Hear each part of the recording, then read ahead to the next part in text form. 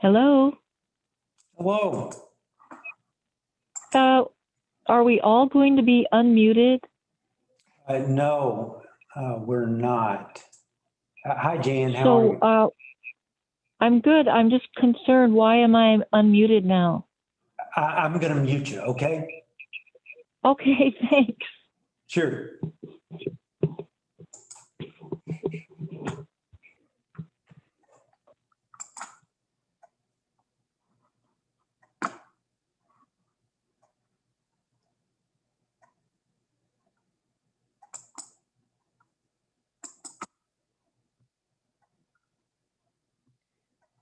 All right. Eddie, can you hear me there? Yeah, I can hear you, Jeff. All Loud and right, clear. great. Well, we'll give just a couple more minutes for others to join us. I've started the recording and the live feed, so if others want to join through that, they can, and then we'll get started here in a minute. It's kind of lonely here in the chamber. Hopefully, the next time we do this, it won't be so lonely. So, and we can all be here. So, but Karen and I are the only ones here tonight, and then we'll hopefully at the next open house opportunity, which will be in August or September, late August, early September is where it's targeted for. Then we can get back to, hopefully be back to normal and in person.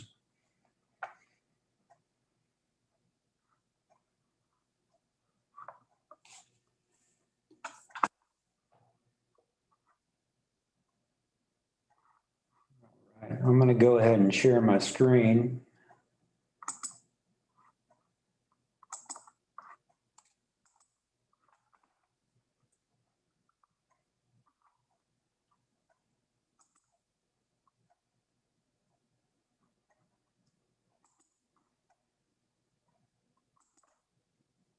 All right. Can everybody see that? Can you see that, Eddie, Katie? Look good? Okay. Yeah, just give me a thumbs up. All right. Well, welcome. I am Jeff Adams. I'm the Community Development Director for the City of Cannon Beach, and I'm manning the Zoom meeting and will be hosting the meeting. I'd like to just kind of go over some guidelines that we've got the mute on for participants on this because we just didn't know how many we have involved in this meeting. And then if you'd like to speak, just raise your hand and I'll try to marshal that and let you speak if you'd like to.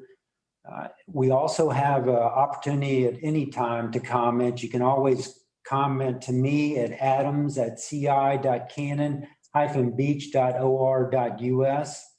And we just hope to keep it civil and look forward to this as the start of our conversation. And to start off with, like I said, I'm Jeff Adams.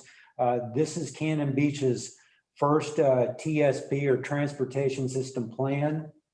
We tried 3 years in a row prior to my arrival to get the transportation system grant from the state and was real happy to finally get one. Every community around the area, even Manzanita to the south, and every jurisdiction in Clatsop County has had a transportation system plan or multiple transportation system plans since the program began. And it's a great source for communities prioritize funding and look at the improvements that they want to do in the next 10 to 20 years. And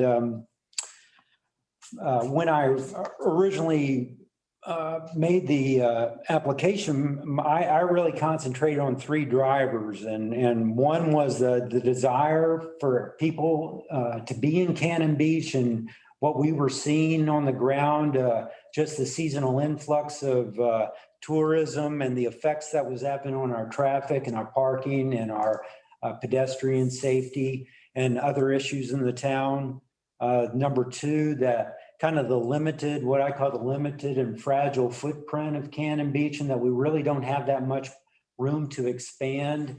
And so we want to grow and develop as a community, but we're limited in doing that. And we also have that balance that we want to strive to maintain, what we like to call that magic of the village that we respect and is part of the heritage of the Cannon Beach and the citizens here.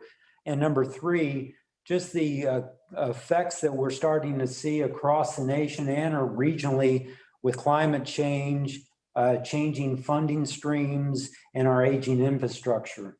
And so those were kind of the three major drivers that led to my application for on behalf of the city for this program grant and to get this planning project started. And so I've got Karen Labonte, our Public Works Director here. And would you have any comments or anything?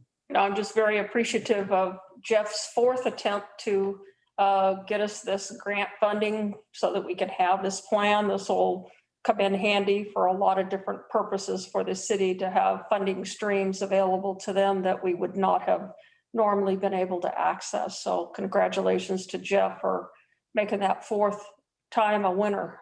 Yeah, I said this morning, it's our lucky charm and it's our magically delicious. And so we just want to keep this as a kickoff meeting. This is a first touch, a first opportunity, and we want to keep emphasizing that. And really, I will see anybody that's part of this, even on the live feed or just who gets this from our Cannon Beach TSP.com website.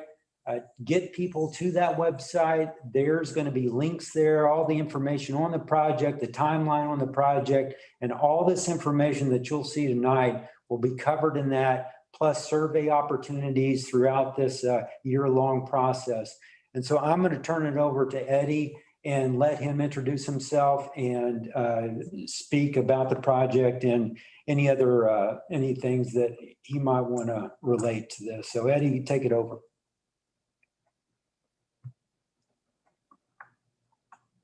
Oh, do you have to unmute as well? You have done. Okay. There you go. There we go. Hey, can y'all hear me? Got it. Okay, good. Yeah, I tried unmuting before and it said the presenter wasn't allowing me. So I'm glad glad we figured that out. But good evening, everyone. Thanks for the opportunity to present this information to you. My name is Eddie Montejo, and I'm a transportation planner with a firm called Parametrics, and we're currently working with the city on this TSP effort. And like Jeff was mentioning, it's an exciting prospect for all of us, and we're really here to hear from you.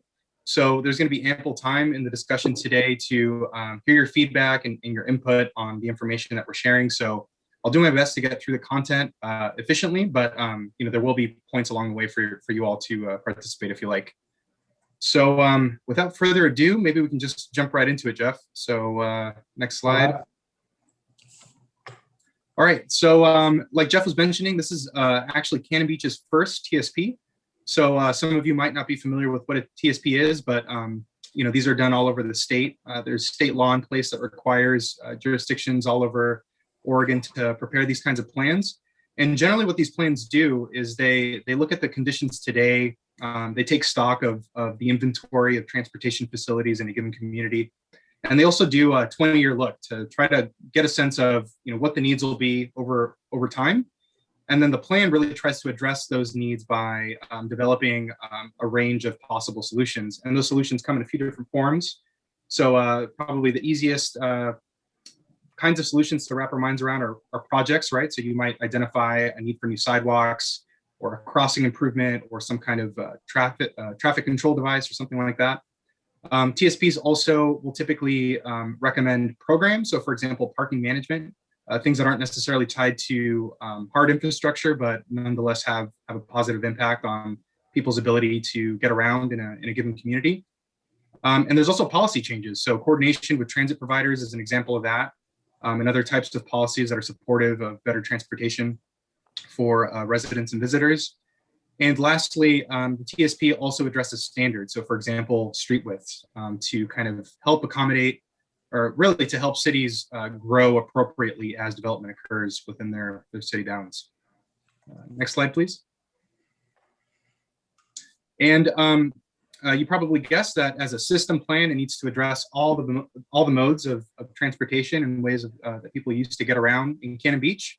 So this plan looks very deliberately at all of these modes. So walking, driving a vehicle, biking, public transportation, freight and deliveries, which is obviously very important to supporting the local economy, and then also parking. And one thing that I think is very important to share right at the beginning of this presentation is that all of these transportation solutions that we're considering are really done through the lens of really respecting the community and preserving the village feel that we know makes Cannon Beach a sought-out destination, not only for visitors, but also for year-round residents. So just want to make it clear that we're not really angling to come in as outside experts and tell you how to plan your city. We're really just trying to help facilitate a process and provide the best information that we can to make good decisions.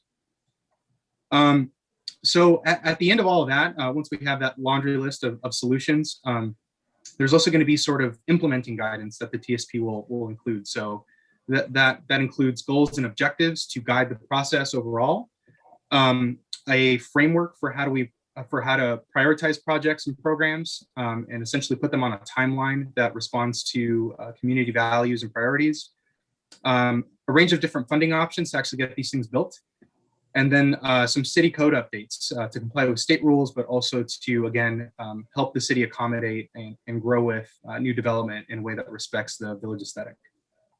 Next slide, please. And this is just a quick slide on sort of the decision-making structure and how public input is being considered throughout the process. So on the far left there, you see public stakeholders, so that includes all of you. And really the public informs every level of decision-making for this process. So starting with the project management team, so that includes our consultant team and also working in tandem with the city. Our role is really to advise. The project advisory committee is made up of local stakeholders, business owners, different key interests in the city. And that group has been assembled to also inform the process and advise on needs and recommendations. Ultimately, all of that information informed by the public flows up to the Cannon Beach Planning Commission, and their job is really to evaluate all of this information and make recommendations to the Cannon Beach City Council. And at the very end of the process, the Cannon Beach City Council will ultimately make decisions about which projects will move forward and what will get funded. In terms of schedule, we're expected to continue into early 2022. And currently we're still in the early phases of the project. And we're currently evaluating goals and objectives and also existing conditions, which I'll talk about in just a few slides here. But starting pretty soon in the summer here, since we're basically there, we'll pivot and start looking at the future elements of this work. So understanding what future needs look like and taking a first stab at developing some alternatives and potential solutions to address those needs. Next slide, please. All right, I know that was a lot of information and I know I'm going quick, but again, I really just want to get to the discussion portion. So at the end of this set of slides for goals and objectives, there will be an opportunity for public comment. Yeah, you can just skip that. But all that slide says is that these goals are available on the public website. So that's cannonbeachtsp.com. And I know Jeff will refer to that several times throughout this presentation to make sure that you all know where you can find info like this. So the first goal is really, again, speaking to that village aesthetic and keeping the look and feel of the town. So the high level goal is preserving Cannon Beach's coastal village charm. And under that goal, there are a few objectives. The first objective is really just being respectful of that land use assumption that we want to keep. So developing transportation projects and programs that complement the natural and cultural setting of Cannon Beach. The second objective, scaling the transportation system appropriately to the village context, is really just about, finding right-sized solutions that match the needs in the community and also the culture in town. The third objective is about balancing the city's vibrant tourism economy with, really the needs of year-round visitors and businesses, while also addressing those transportation-related visitor impacts. And the fourth objective is about preserving the function of US 101 for regional traffic while enhancing the function and safety of connections between the city and the highway. And I'll speak a little bit more on US 101 in a few slides here. The second goal is about balancing the needs of different transportation system users throughout the community. So like I mentioned previously, the TSP is an interesting document in that it really needs to grapple with the various users of the transportation system. A few objectives under this include managing parking to make best use of existing and potential parking capacity before considering new parking areas. And you'll see that theme show up in a few places throughout this presentation. Really, what we're trying to say is that we want to make the best use of the assets that the city currently has before investing in new facilities. The second objective is about enhancing safety and comfort for people walking and cycling from one neighborhood to another. And that includes people with mobility limitations, or that might use walkers, wheelchairs, or other kinds of support devices. And the third objective is about ensuring that the system continues to serve local freight needs, which of course is very important to supporting the local economy in Cannon Beach. All right, goal number 3. So obviously, because of the geographic location of Cannon Beach, we need to think about safety and emergency preparedness. So the objectives under this goal include developing a connected network of cycling and walking routes to enhance access to transit. And that's really just about providing options for people to get to safety areas and congregation points that are accessible not just by vehicles, but also for folks on foot or bicycle, mobility device, et cetera. The next objective is addressing known safety problems. It's fairly self-explanatory. The third is limiting points of access with respect to the scenic corridor along US 101. So again, respecting the natural beauty in the area. And the fourth and final objective under this goal is continuing to build resiliency, linking coast to range by maintaining lifeline links and evacuation routes. So again, that's that same theme, really just respecting what's in place today in terms of evacuation routes and really building a network that is supportive of that.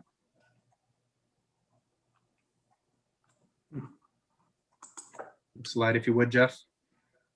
All right, folks, and for our fourth goal, this is fostering a sustainable transportation system. And I know that sustainability is typically talked about with regard to sort of environmental sustainability, but this is also getting at helping the city grow and make investments in a way that's sustainable, given the context of how of life in Cannon Beach. So the first objective is coordinating transportation improvements with city land use planning and new development to allow for a more organic development of the city. Number 2 is preserving and maintaining the existing system and managing demands on the system before making new investments. So once again, that theme of making efficient and smart investments and letting the city grow and at a pace that's respective of the local economy and values. The third objective is maintaining acceptable traffic flow and minimizing delays citywide, which is of course very important to not only visitors, but of course the folks that live in town year round. The fourth objective is avoiding transportation impacts to Ecola Creek, the shoreline wetlands, and other natural features, which gets at that more traditional environmental sustainability piece.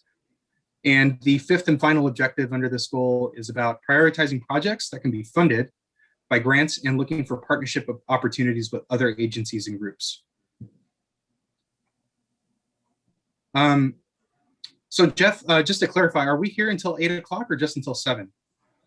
Well, we've booked it. We're booked till 8 o'clock. So, if we have a lot of input, we're welcome. We welcome that. And I'm happy to stay. And we put the agenda from 6 to 7, but, with the flexibility to allow any input that we can gather. Okay. Well, I know I went kind of fast through that, so I feel like we probably have, maybe just 10 minutes to take some comment. I really don't like presentations where I'm just talking at people. So, yeah. Jeff and Karen, if it's okay with you, maybe we can open it up for questions for just a few minutes. Yeah, I think that's great. And, we also let people know that we had our first project advisory committee meeting this morning and had some really good input on that and feedback from that group. And so, yeah, if anyone wants to raise their hand and make a comment, I'll unmute them.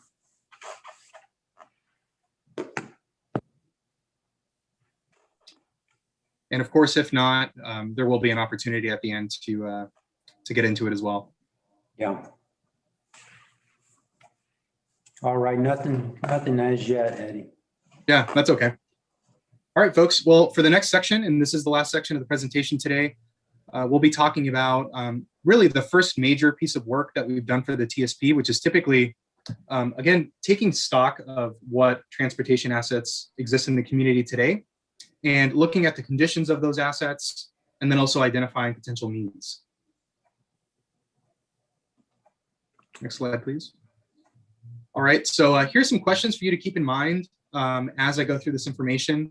And again, at the end of this, we will have an opportunity to hopefully hear from you and gather your input. So do these conditions that I'll be sharing with you resonate with your impression of the transportation system? What's working well now? What's one thing that you'd like to change, or several things that you'd like to change? What issues or needs do you see? And of course, is there anything missing from our analysis? Currently, we're in a draft level with this stuff. And before we finalize it, we certainly want to incorporate community feedback. So please keep these questions in mind. For the first slide, we're talking about the street network, which is, of course, kind of the, you could call it the circulatory system for the entire transportation system. So it's very important. And one of the key things that we found in our analysis of the street network is that the city currently has pretty strong policies in place to preserve that village aesthetic. And as a result of that, most of the streets in town are currently narrow and lack sidewalks. And most of you probably know that Cannon Beach also currently doesn't have any traffic signals. Related to that, we also found a few streets that are currently not meeting street width standards that the city has adopted. For example, Beach Street does not meet those street width standards north of First Street. And we also found that with regard to vehicle mobility and traffic, it's not a huge problem in town, according to our analysis. But of course, we totally recognize that during peak seasons and in certain places, particularly in the commercial areas in town, there can be quite a bit of traffic. And we did find some long queuing in a few locations. So for example, westbound traffic at the intersection of East 5th Street and 1st Street is expected to back up past the intersection with Beach Street if left unimproved. Next slide, please. The other major element of the street network, really this is the highway, is US 101, which is of course the major north-south transportation spine that connects the various coastal communities in Oregon. And similar to the local street policies, the city has adopted policies that have really sought to preserve US 101 as a 2-lane forested corridor. And related to that, the city has made it a priority to minimize commercial development adjacent to the corridor, and also limiting the number of access points onto the highway. And currently, US 101 does not meet spacing standards for accesses, which would make it difficult to justify new connection points to US 101. And to clarify, that doesn't mean that new connection points are off the table. It just means that it's a factor that we'll have to grapple with. All right. So as part of the existing conditions analysis, we actually did a separate, well, not separate, but kind of its own piece to look at parking. And that parking analysis is really broken down into two sections. The first section being, again, just the general inventory of how much parking is in town, where are these parking stalls located, and what is the geographic distribution of that parking. And the second piece being utilization, meaning, how well utilized or how used are these parking spots at different points throughout the year. Given budget limitations, we really were beholden to looking at a sample set for the utilization data. So we looked at 2 days in June, and we looked at both weekdays and weekends. And the next slides, we'll get into that a little bit. This slide is really just about the inventory piece of that work. And again, the emphasis here was balancing, providing parking to accommodate visitors and residents who drive, while again, maintaining that village aesthetic and respecting the village. So through our parking inventory work in downtown and midtown, we identified 2,264 parking spots. And as you probably all know, that the vast majority, 94% of these spots are not time limited, so people can park there as long as they want. We also found that there's existing parking infrastructure in the way of signs and pavement markings, although that we did find that they were somewhat inconsistent for on-street parking and might be confusing. The other point to share with regard to that is we also noticed that the on-street parking areas are not delineated, meaning that people often park kind of haphazardly and may make for inefficient use of that space, especially during peak times in those main commercial areas. All right, and I apologize. It's always a little bit precarious sharing maps in these kinds of presentations, but I hope you can see this. This really just shows one of the study areas that we looked at. So again, we looked at downtown and Midtown. These maps show the downtown parking, and the map on the left really just shows the on-street parking. The colors represent utilization. So the darker the color, the more utilized they are during the peak period. And for the weekday in downtown, the peak period is essentially around noontime, so from 2 to 1 generally. And what we found is that approximately 30% of the blocks where parking is available are constrained at peak times, and constrained meaning they're essentially red or hotter. And it's important to note that although that number might seem a little bit low relative to the total number of parking capacity in downtown, of course, this does include places where there is no parking at all. So you're all familiar with this during tourist season. It can be very difficult to find a place to park. So we don't want to underplay that at all.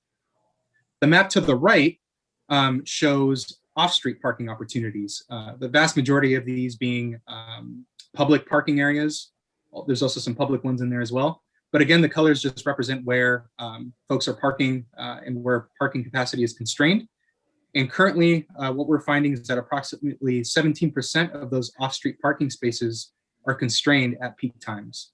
And for the weekend, by the way, that is a little bit later in the day. That's between 2 and 3 p.m. Next slide, please. All right, and for Midtown, which is essentially from Jackson to, I believe, Sunset Boulevard, we did the same analysis looking at both on-street parking to the left and off-street parking to the right. And we found essentially very similar patterns. As far as on-street parking, approximately 44% of the blocks are constrained at peak times. But if you look at the map, there's quite a bit of brown on there, which of course means, which again means no parking. So again, not to underplay the seriousness of the problem here. On the right, you see that for off-street parking, approximately 13% of those off-street parking spaces are constrained at peak times. And again, that is actually, so in Midtown, the peak period is a little bit later than for downtown. For the weekends, that's from 4 to 6 or 4 to 5. I can't read that. I think it's 4 to 5. And during the weekdays, it's 2 to 3. But again, generally, the findings were consistent between the two study areas. Next slide, please.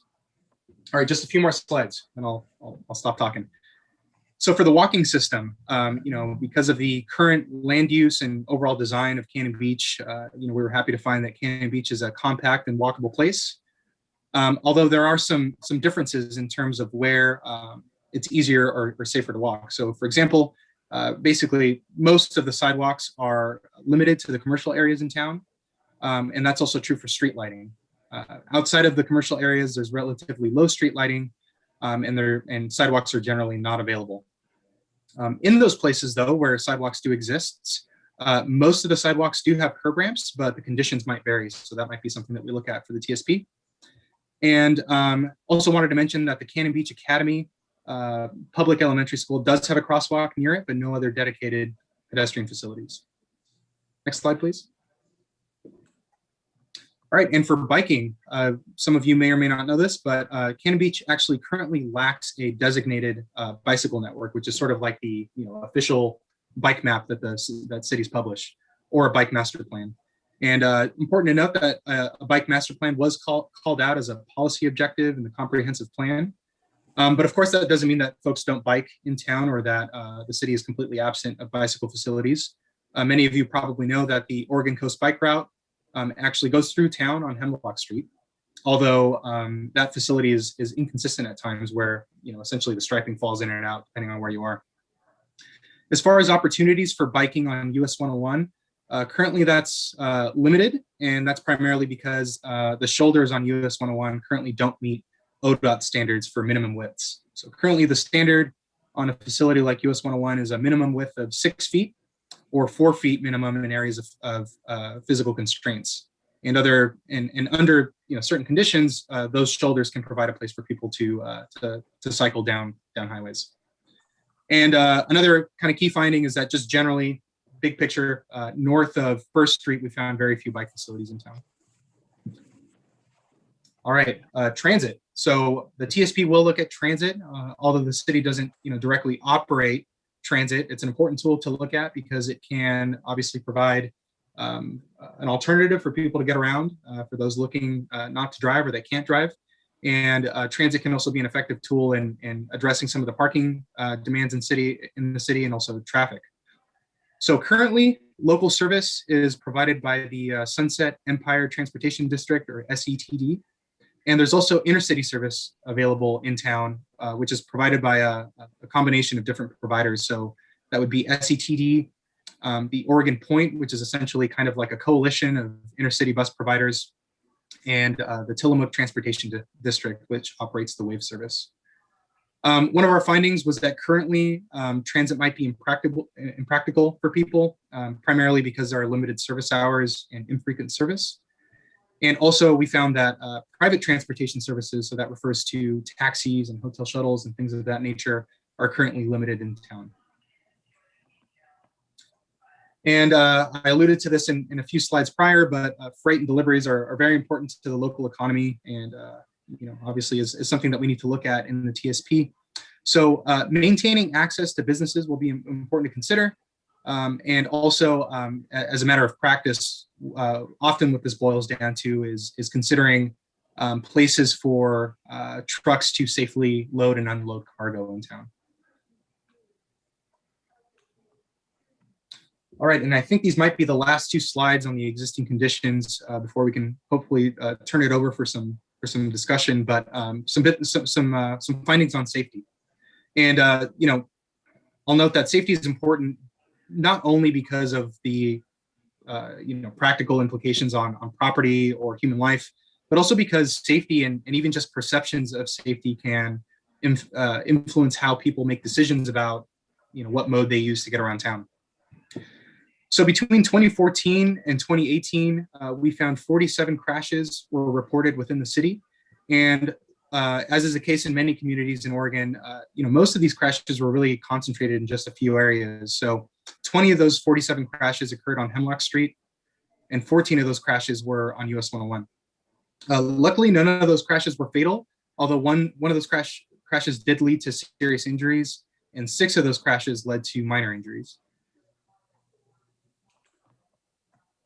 All right, and this slide really just gets at what we found with regard to crashes involving people walking and biking. We did find one crash involving a pedestrian at the intersection of South Hemlock Street and Dawes Avenue. And one thing to note is that this crash did occur at night without streetlights, which may have been a factor. And the one crash that we found involving a person biking also occurred on South Hemlock Street at Adams Avenue, resulting in minor injuries for the person biking. All right, so again, I apologize for speeding through those, but again, I think the emphasis for us and for the city is really to hear from you. So now that we've gone through the information, again, I'll run through these questions. So again, do these conditions resonate with your impression or experience of the transportation system? I'll note that, we really, our job is to provide technical analysis based on available data and modeling and software and stuff like that. But obviously those kinds of approaches can leave things behind, and nobody knows a community better than you all. So let us know if these conditions resonate with your experience. Again, what's working well now? Is there anything else that we should know is benefiting you today that you'd like to see preserved moving forward? What are some things that you'd like to see change? What are some issues or needs that you see? And of course, is there anything else missing in our analysis that we haven't covered today? So, Jeff, I don't know if you want to jump in and help facilitate the conversation, but yeah, let's open it up for public comment. Yeah, I'll stop sharing the screen right now, and if anybody'd like to speak, feel free to raise your hand and I'll unmute you.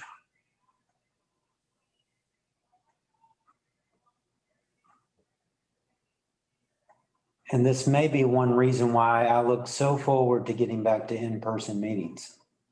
Right. Because I really think it is intimidating to just kind of, I've got Kathy. Kathy, I'm going to let you speak here. Good evening. I'm Kathy Klezik, and I am a former business owner in Cannon Beach, but now I work for the Transportation District in Clatsop County as the Transportation Options Specialist. And I'm super excited about the transportation system plan and the possibility of making Cannon Beach safer for bicycling and walking all over town. And so I'm looking forward to increasing safety for pedestrians in the downtown core and bicyclists, as well as in other areas. And that bicycle network you talk about, I think, is a great idea. All right. Thank you, Kathy. Great, thank you, Kathy. And folks, just so you know, I am taking notes and capturing your feedback. So if you hear some typing, I apologize. I'll try to mute it. Yeah, and also to let everybody know, that all of this will be recorded and available on our cannonbeachtsp.com website and also on the city website at under the city's web pages. Anyone else have anything to say?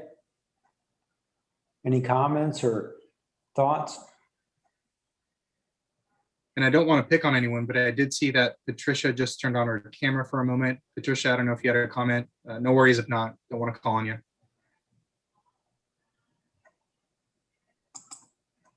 I think you're muted, Patricia. Yeah, okay. Patricia, would you like to unmute?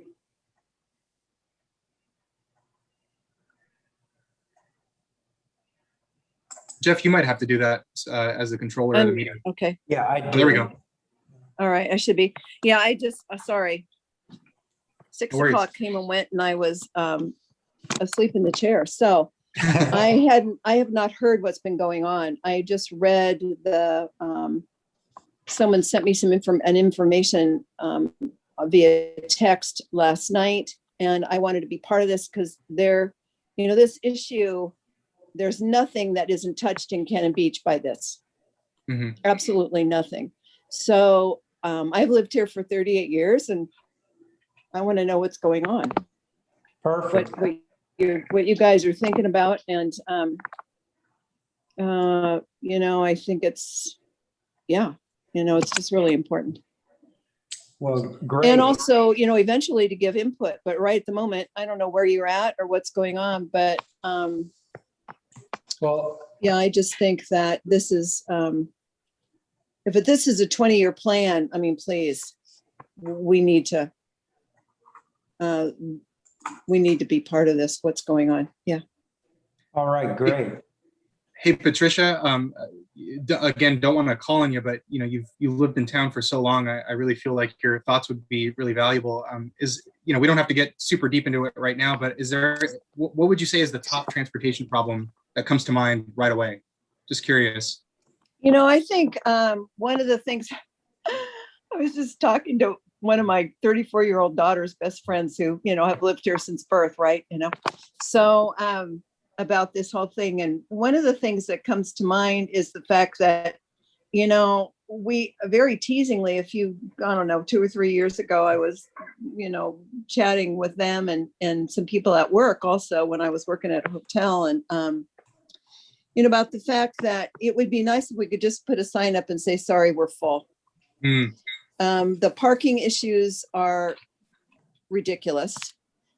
Somebody told me the other day she was working and she watched the same car, 2 or 3 cars actually, go around the block in downtown Cannon Beach. So Hemlock to 2nd and around, around that block over to 1st and back again, like 45 minutes. Seriously? Yeah. Wow. What happens then, and maybe people have talked who work retail downtown, the last several years, retail hasn't been really great. People will come and get some ice cream or whatever, stroll around, but they don't really linger. They don't go in. There's too darn many people. It's not welcoming like it used to be. It's just crowded. And you can hardly walk on the sidewalk. I don't go downtown in the summer, at this point, that area and even, MIDTOWN, of course, isn't quite as bad, but like the other day, Memorial Day weekend, I was just trying to get over to Center Diamond to purchase some needed supplies to do some sewing. And, you know, it was like, really? It was just nuts. I turned around just after the overpass. I'm over by the RV park because it's like, this is just nuts. This is going to take me a half hour just to get there. Herds of people walking, you know, not paying attention to cars not paying attention to, you know, what's going on around them. And, you know, I mean, I worked in the biz for a very, very long time. I get it. People leave, you know, not everybody. Half the people that come here leave the braid behind on the hook where the cap went, you know, and they're on vacation. They're on a totally different frame of mind. But you know what? I mean, we live here. Yeah. Yeah. And it's really important that we be able to continue to live here, because if we become just a second home community, that's going to be really awful. Yeah, thank you, Patricia. We also have Les Sinclair. It's got the hand up. I'm going to unmute him, offer to unmute him. And Les, can you hear us? All right. Yeah, I can. Can you hear me? Yes. We can hear you. Okay. Yeah. Thank you, Jeff. I just wanted to mention that I thought that the way you've structured your efforts, the 4 main focuses are, I think, really spot on. You know, certainly the most visible transportation problem that I can see is what was just spoken about. It's the lines of traffic. You know, we live on a 1 block dead end street that's just adjacent to the Mid-City parking lot. And we watch people circle that continuously. And in frustration, they will occasionally dart up our street thinking it's a through street, I guess, because they're going 50 miles an hour. And then it dead ends. And then we watch them go back down and join the dance again. Yeah, I'd love to see the village character, which is what drew me here, be maintained. But I think the reality is this is a great place and lots of people want to come here, and there's got to be a better way to handle, you know, to handle the day trippers, and it's where they enjoy themselves and then we can enjoy ourselves as well. Anyway, I just want to let you know, I thought that the way you've got it structured looks really good to me. Great. Thank you, Les. Great testimony. Thanks, Les. Anyone else have any thoughts they'd like to share? Well, while we're waiting, I want to share something here on the screen for everyone and to get this message out to others. So let me share this real quick.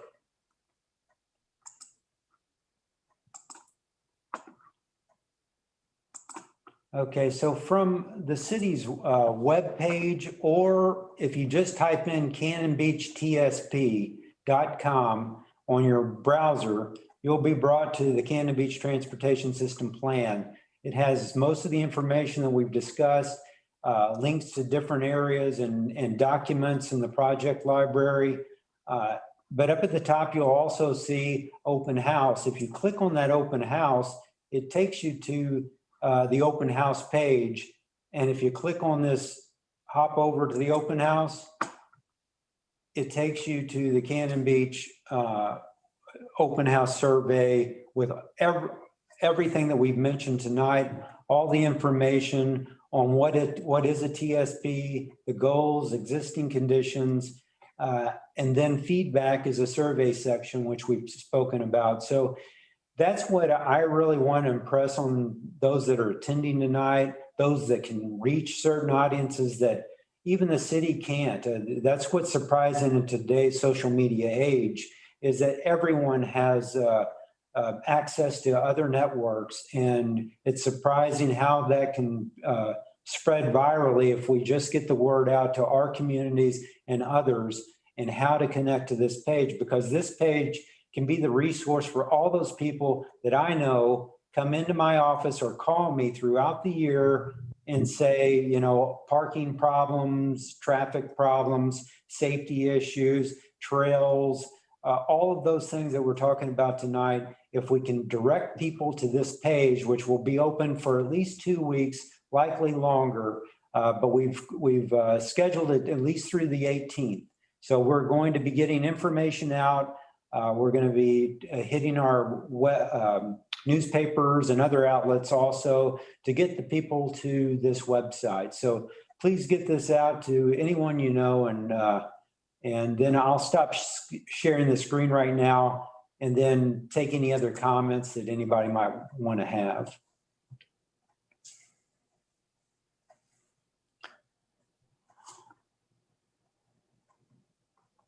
All right, I don't see anybody else, Eddie. Yeah, I don't either. I think I see a thumbs up from Sam. Thanks, Sam. Thanks, Sam. Yeah, I think the only thing I wanted to comment on is just with respect to Les's comment and Patricia's comment. I think there was a lot of overlap there, which is good.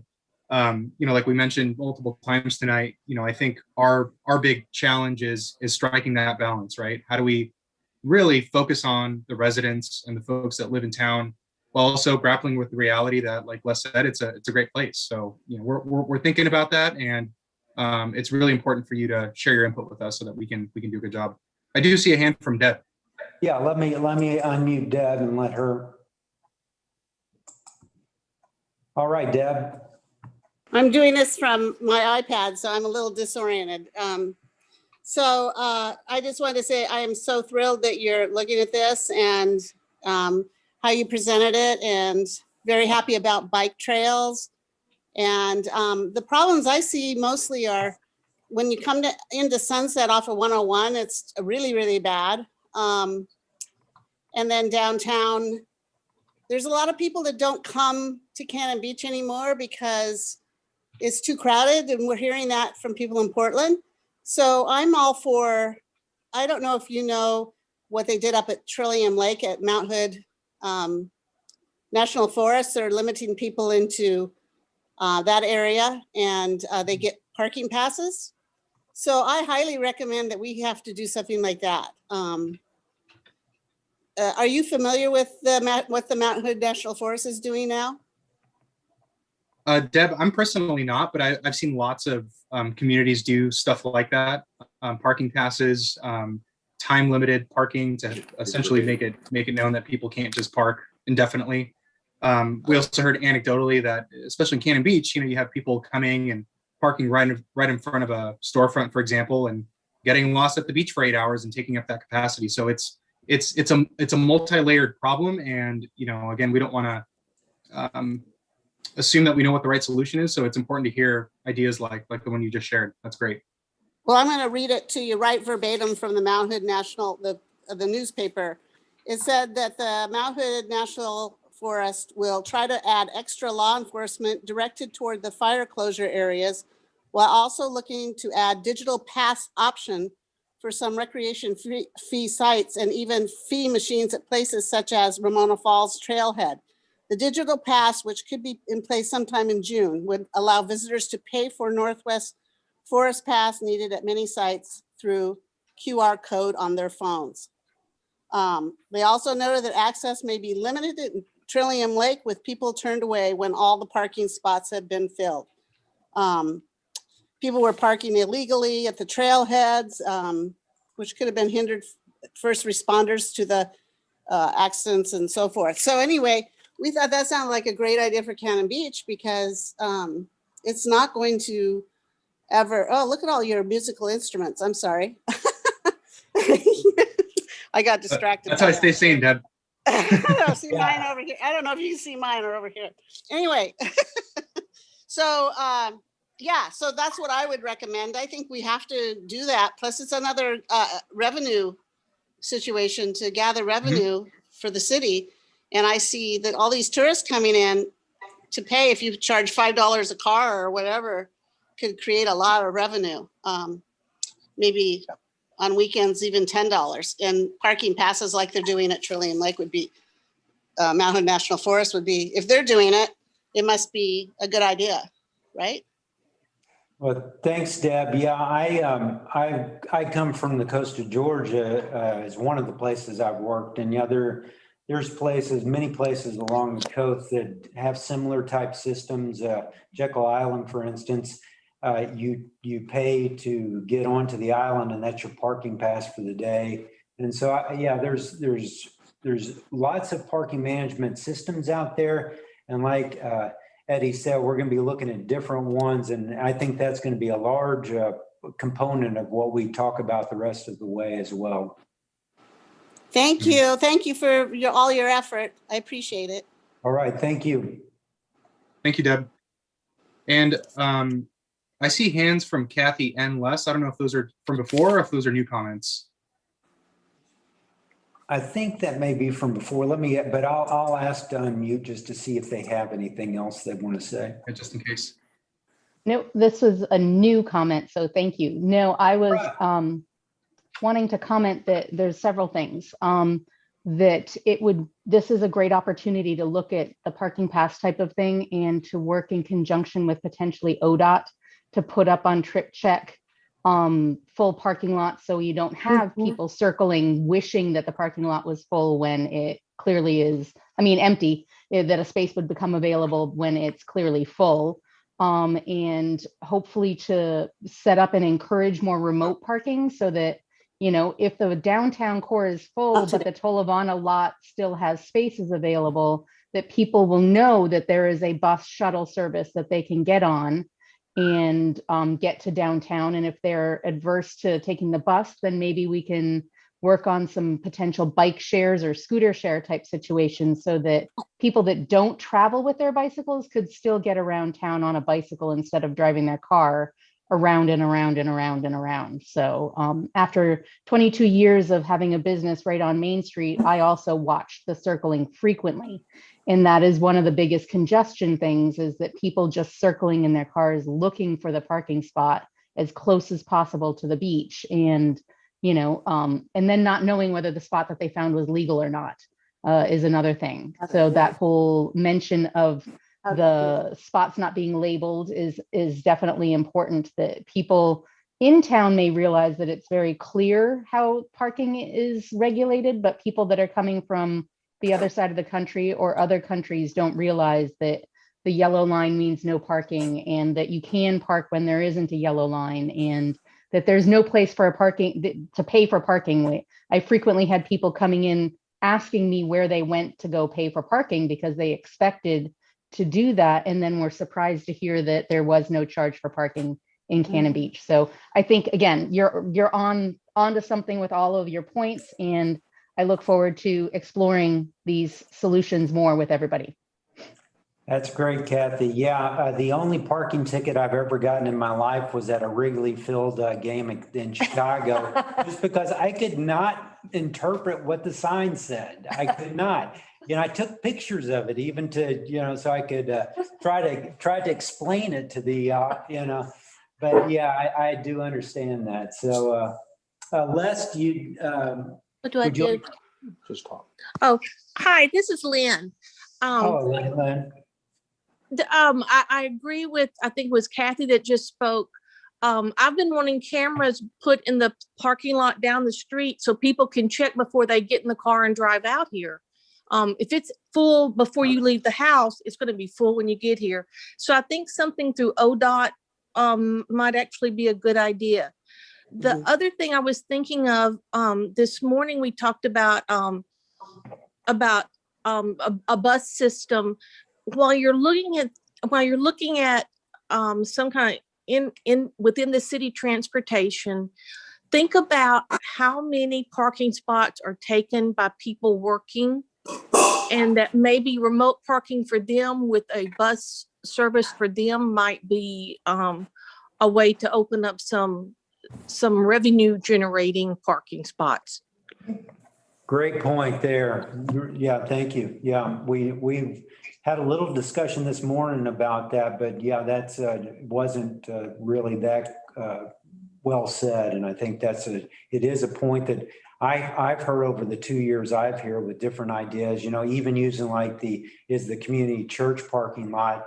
are they open to some kind of sharing policy for employees? And, you know, so there are other alternatives that I think that this kind of forum, we have a year to kind of hash out and figure out some different ideas and scenarios moving forward. Anyone else? Deb, did you have anything else or? No, I don't have anything else. All right, thanks. I think that's it, Eddie. Oh, wait, is that Patricia? Okay, let me see. Sorry. That's there you go, Patricia. Right. You know, one thought with what she was saying, you know, like the other component about this just being a resident, I don't go, you know, downtown a whole lot, but like, you know, I do go downtown. What about, you know, in the city of Cannon Beach, are we going to have like, I don't even know if anybody is even interested in this, but it's just that was the thought, like, are we going to have some way of IDing who lives here? And are they going to be given any sort of access, you know, that would be different than people coming in from outside? Yeah, that's a you know, a point we have to take within any parking management system is, yeah, who the residents, what type of pass or whatever, you know, whether, for instance, Wrigley, that parking district, they had, if you lived in that area, you had a sticker on your car that identified that car as, and so there's different techniques. I don't know. I also come from college towns, and they deal with this kind of problem in different ways themselves. I'm going to ask just Jan here, because Jan's on a phone, and just to see if she needed to say anything. I don't think they have that raise the hand ability. So Jan, did you have anything you want to say? Yeah, I just had some general points that I would really like to ask that the village character be a priority, and not just words, but really in deeds. And the same thing with the ecological concerns, and also the dark skies ordinance, that be honored. So all these things, we have to make sure that when we're trying to deal with issues in our town, because it is overcrowding that is the main issue here, we have to think in really very creative ways and be respectful of what we have and not lose sight of any of this village character, because that is what really makes it wonderful to be here, and we cannot lose that. Thank you, Jan. And then I'm going to ask the 503-738-2888. I'm going to ask to unmute them just in case they had anything. That's the only other phone call that we have, and I don't know who's on that one. Hi, this is Robin Risley. Hey, Robin, how are you? Pretty good. I've enjoyed listening to this, and I appreciate the opportunity. I agree with the dark sky suggestion. Fort Stevens just has been nominated as a national area for dark sky, and I think we should be as well.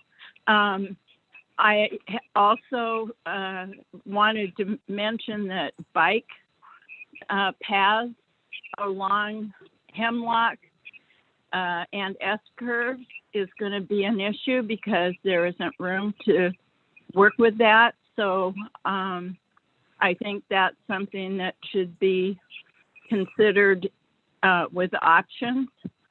I also am concerned about permitting parking and excluding the people who own the Oregon Beach to not be able to be here. So there must be some way that this can accommodate the beach bill. So I guess those are my thoughts right off. Yeah, great points. Thanks, Robin. I appreciate that last one especially because I do think that it often gets said that, we don't want to be the parking lot for Portland, but yet, just like you said, we're also the host to the Oregon Beach. And so it's a balancing act that we have to discuss in any of this and how when we talk about parking management, that is taken into account. So appreciate Well, those and thoughts. these could be future people living here because they love that touch with nature that we can provide. And so I think we stand out as one of the areas on the Oregon coast. And to eliminate that opportunity for people because it's a financial impact to them doesn't feel right. Yeah, great point. Anyone else? I think that's really our time for that we've scheduled, but like I said, I'm happy to stay if anybody else had any other thoughts.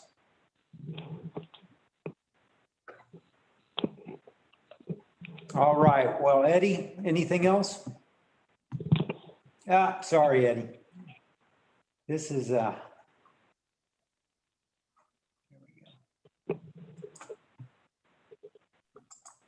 right, can y'all hear me?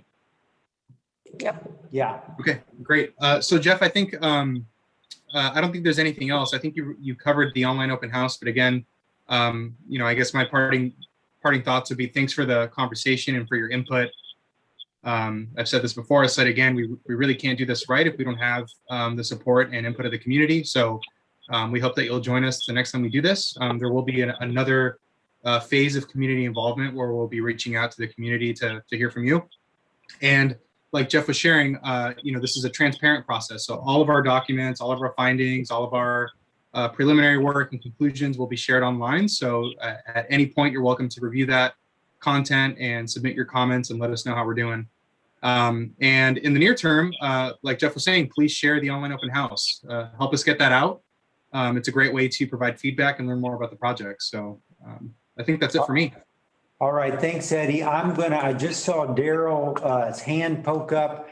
So I'll stay and welcome comments and anybody else who wants to say anything. But Daryl, would you like to have any thoughts there?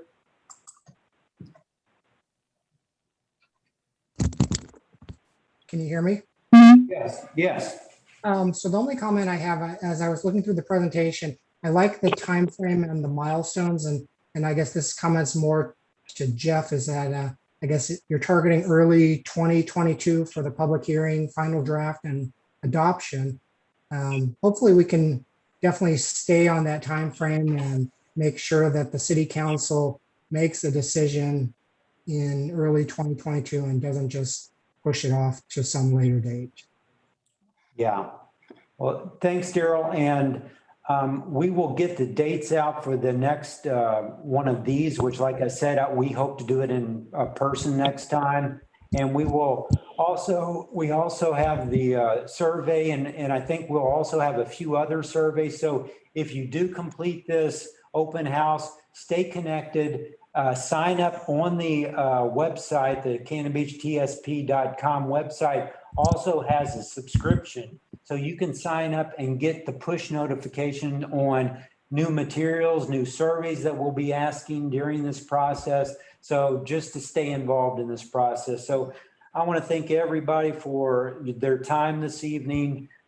Really appreciate the turnout.